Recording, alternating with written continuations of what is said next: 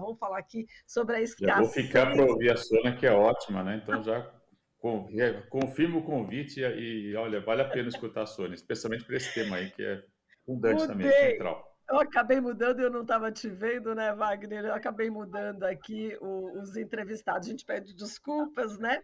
Mas vamos lá, vamos falar Imagina. aqui da escassez da água potável no mundo com Wagner Ribeiro, como está aí já, o professor do Departamento de Geografia da USP e do Programa de Pós-Graduação em Ciência Ambiental. Bom, Wagner, bom dia, seja muito bem-vindo, meu querido. Satisfação, como sempre, Marilu. Wagner, vamos falar aqui. A Unesco está apresentando aqui um estudo, né? Uma em cada 3 crianças do mundo não tem acesso à água potável nas escolas, né? A informação justamente da Organização das Nações Unidas para Educação, Ciência e Cultura, e o documento intitulado Pronto para Aprender e Prosperar, Saúde na Escola e Nutrição no Mundo, né? Que foi divulgado na semana passada. Então, não beber água potável afeta não só a saúde, mas também limita a capacidade de aprendizagem, como alertou a Unesco, né, Wagner?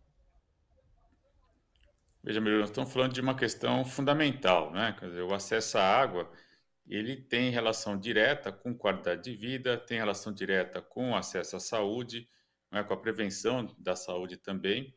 E em muitas escolas, como o dado apresenta, especialmente, Marilu, na África, né, em países também da Ásia, você tem cerca de um terço, né, da população que frequenta esses ambientes sem acesso à água.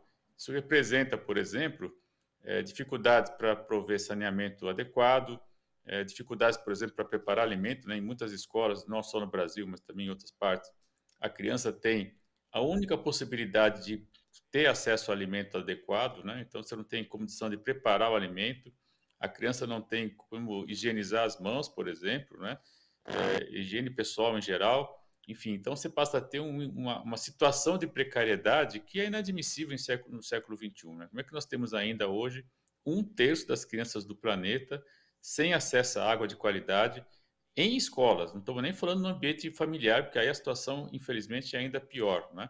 Mas se nós pensarmos que no ambiente escolar não está sendo provido água, temos que aí uma agenda, né, uma pauta muito importante para pensarmos e como possibilitar que esse acesso seja garantido de modo a, inclusive, garantir as condições para que a criança possa ter um desenvolvimento escolar adequado à sua própria faixa etária, né?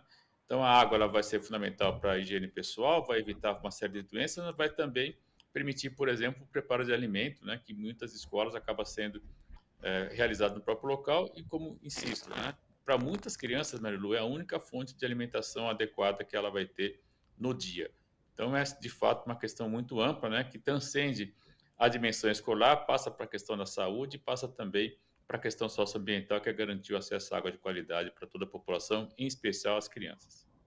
Exato, e a gente lembra também, enfim, na época da pandemia, né, depois, quando as crianças, né, precisavam voltar e tal, e teve essa discussão, né, da questão da infraestrutura, né, da falta de infraestrutura nas escolas, por falta justamente de não ter água nem sabão, né, para lavar a mão. Então, quer dizer, é importante também justamente para proteger essas crianças de várias doenças, né, Wagner? Sem dúvida, Marilu. Se você pensar, não é, no caso da Covid, né, que ainda está presente, a gente se acostumou um pouco a conviver, mas infelizmente a pandemia continua, né, especialmente nos países africanos, que é onde você tem a maior carência de água nas escolas, por exemplo, né, mas doenças como diarreia, né, mesmo cólera, né, dengue, né, quando você não tem saneamento, né, fica a água ali exposta, enfim, e a criança fica sujeita a uma série de outros problemas. A água se torna, inclusive, Marilu, em algumas situações, um vetor de contaminação, né, e de transmissão de doenças, porque ela está ali disposta, às vezes, de maneira inadequada e sem tratamento, né, quando, por exemplo, você tem, às vezes, banheiro com fossa séptica, ou menos, até sem a fossa séptica, né? Às vezes você tem um banheiro lá praticamente em condições muito insalubres, né? Então, esse conjunto todo faz com que nós tenhamos, infelizmente ainda, um acesso muito desigual a uma infraestrutura fundamental que é a oferta de água de qualidade, né? Em quantidade adequada também, para a dessalinização das crianças no ambiente escolar. Isso que eu gostaria de frisar. nem que política é essa que nós estamos conseguindo construir para o planeta, que não consegue oferecer água de qualidade para as crianças, ou seja, para as gerações futuras. É preciso, então, rever isso rapidamente, né, e pautar esse tema, essa agenda, e ter ações concretas, sim, né, de transferência de recursos para que os países menos favorecidos, né, especialmente os países africanos, que têm sido, na divisão internacional do trabalho, né, aqueles que fornecem material por um preço mais baixo, infelizmente, é, tenham que ser ressarcidos para que possam, então, prover água de qualidade com infraestrutura adequada para as crianças nas escolas. Isso é fundamental e é uma pauta que deve ser amplamente discutida e rapidamente chegarmos a resultados para isso, porque nós não podemos comprometer as gerações futuras por conta de uma infraestrutura tão fundamental e tão necessária, né, que é justamente garantir água de qualidade nas escolas. Eu estava vendo na publicação, né, Wagner, a coordenadora, né, dessa publicação da Unesco, a Emily Snyder, ela estava falando que também essa falta de água, né, representa justamente um desafio, principalmente para as meninas, né, e também para professoras, né, que não podem ir à escola quando estão menstruadas. Olha que nível que chega, né, essa situação, realmente alarmante. E aí, novamente, a questão de gênero também sendo impactada, né? Não há dúvida, Marilu, lá tem inclusive, né, a campanha para distribuição de absorvente para as meninas, etc., né? E, enfim, as condições sanitárias não sendo adequadas, também essa situação, que é um ciclo natural, esperado, né?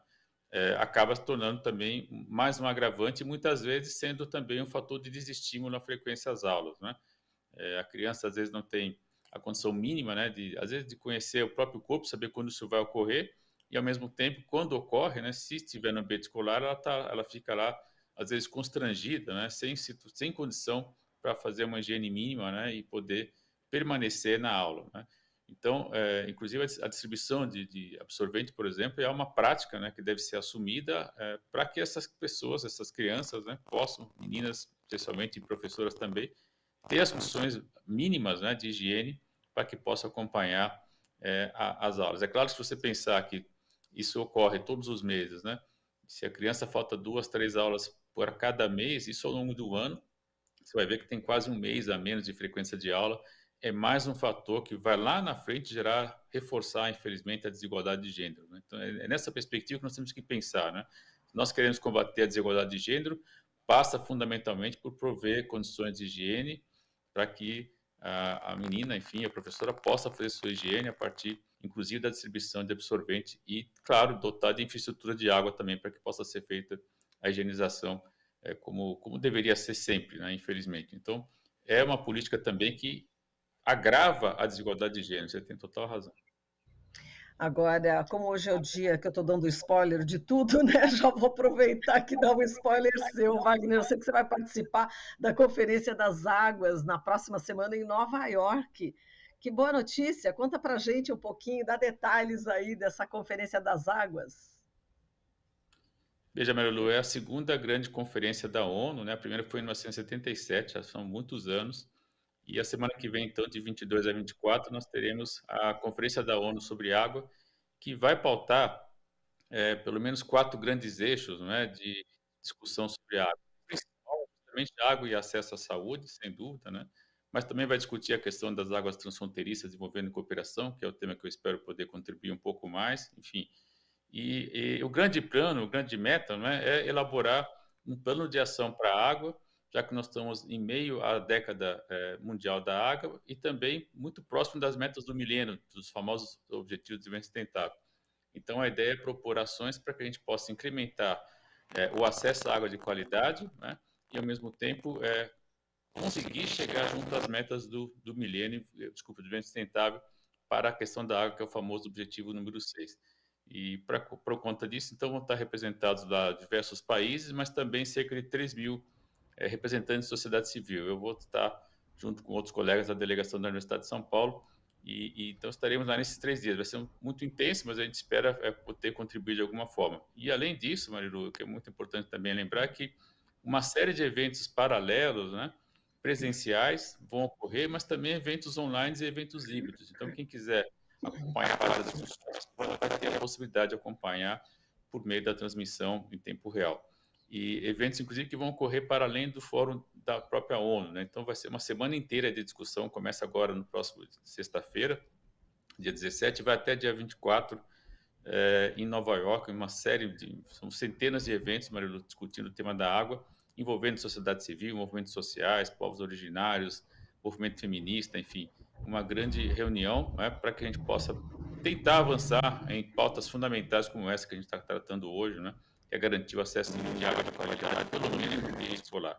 Enfim, veja que nós temos aí, em pleno século XXI, desafios extraordinários, né, que nós não poderíamos estar tendo esse tipo de dificuldade. E, infelizmente, ainda temos essa necessidade de pautar essas questões para botar uma infraestrutura mínima para poder fornecer condições para o ambiente escolar adequado para a população infantil. Enfim, então teremos muito trabalho semana que vem, espero que a gente consiga chegar a algum resultado. As reuniões da ONU às vezes são um pouco protelatórias, mas é do processo e pautar o tema já é uma vitória importante, especialmente no âmbito das Nações Unidas. Estou vendo aqui que, portanto, na próxima quarta-feira você vai estar lá também, você falou até o dia 24, senão dia 22, você vai estar lá, né, no dia que você geralmente entra aqui. Será que é possível dar uma entradinha aí direto de Nova York? A gente não sabe se é exatamente no momento que você vai estar falando, né? Mas vamos tentar, né, Não, acho que é Wagner? possível, tem a diferença de uma hora, a gente consegue sim para conversar, Aqui. sem dúvida teremos aqui a possibilidade de estar juntos, sim. Que ótimo. Vamos estar na véspera da reunião, acho que vai ser bem interessante também. Vamos estar quase que no ambiente quente lá das discussões, acho que isso vai ser muito interessante. É justamente o Dia Mundial da Água e é o primeiro dia da reunião também, né? Os trabalhos começam lá 9 da manhã, que seria 10 da manhã aqui, enfim, então acho que dá para a gente entrar um pouco mais cedo aqui, sem problema, e manter a nossa coluna aqui, como de hábito. Ah, que maravilha. Aí a gente mergulha aí nas águas transfronteiriças, né, que você deve falar, né, Wagner? Estaremos lá, vamos conversar sobre isso, sim, sem dúvida. Tá certo. Olha, muito obrigada aqui pela tua participação, Wagner. Um forte abraço e até semana que vem, direto aí de Nova York. Beijo. Até lá. Até lá. Falamos aqui com o professor Wagner Ribeiro, do Departamento de Geografia da USP, do Programa de Pós-Graduação em Ciência Ambiental. Estamos apresentando Jornal Brasil Atual. As notícias que os outros não dão.